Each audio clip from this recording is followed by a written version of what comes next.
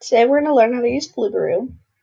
You first need to open a new Google Sheets in order to add it on, and you'll click on Google Sheets. And since I already have one open here, we'll just go to this one. And then you click Add-ons, and if you don't have it, you'll click Get Add-ons, and then you'll just click on Blueberry.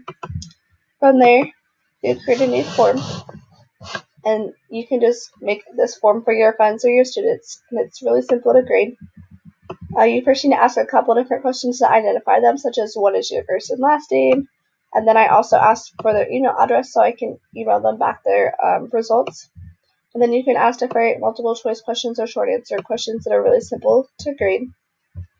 And from there, I click change response destination so I know where it's going, and I click new spreadsheet, and then I'm sending it to Madison's Blueberry assessment, which is a form which is already created.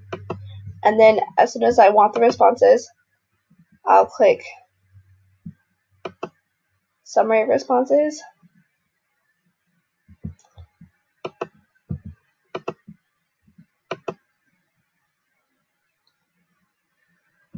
I'll click View Responses. And since I already have it created right here,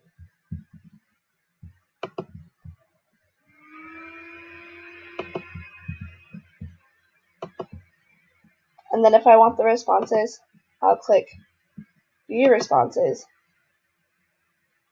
and it will open up the Excel sheet and give me all the different responses of the different people that answered it for me.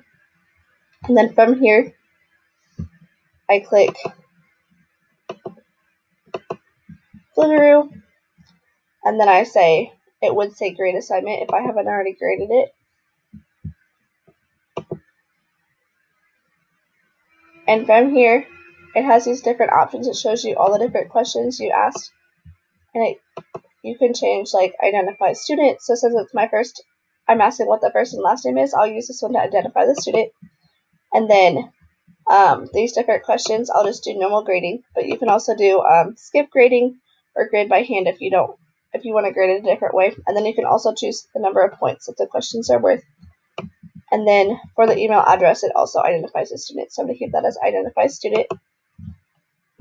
The next step is I'm going to choose what my answer key is, and since I took the form first, that's the official answer key, and I'll just click select as my answer key, and since I've already graded it, I'll just click out of that, and that'll create this spreadsheet. And then this shows the summary, shows all the possible points, my average points of the people who took it, the counted submissions, and the number of low scoring questions, which I didn't have any since this one was a pretty simple assessment. And on this side, here's my first two identified questions, their first and last name, their email address, and it also gives me the timestamp so I know what time they took it at. And then here's the different questions, and it gives me their total grade right here. And then here's the different questions. At the bottom, it gives me a percent of, for each question, the total percent of the class. So I thought that was pretty cool. And then if I had a low question in the last row, right about here, if it was below 60, it would be orange, and then the red names would be under 70%. So, but I didn't have that. And then if I want to look at a report, I'll click View Report. And then it shows me the different scores from the different class. So it looks like about 5 people, or 8 people got a score of 5, and about 4 people got a little above 4. And then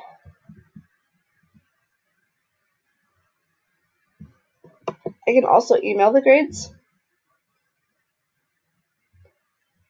Since I asked, what is your email address? And it will, I can have them include the questions and the scores, and I can also have them include the answer key.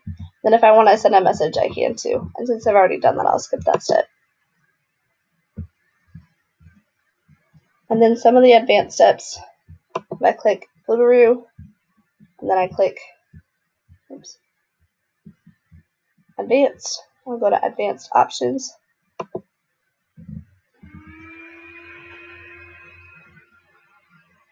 And then I can use my return address when emailing grades rather than just showing flibaroo.com, so I thought that was pretty cool. And then here's where it shows that you can highlight it in red if they got under 70%. So, and then some other advanced, I can enable auto grade.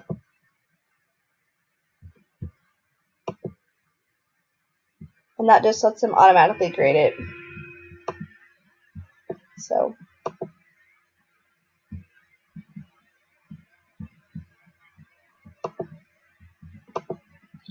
then I can use auto grade, which just has Flibaroo automatically grade it. And then I can set the language if I want it in a different language. And since we speak English, I figured that'd be the best. And then the last advanced option is check email quota. And I have 100 left in my daily quota, so that's plenty. And that's how you use Flibaroo.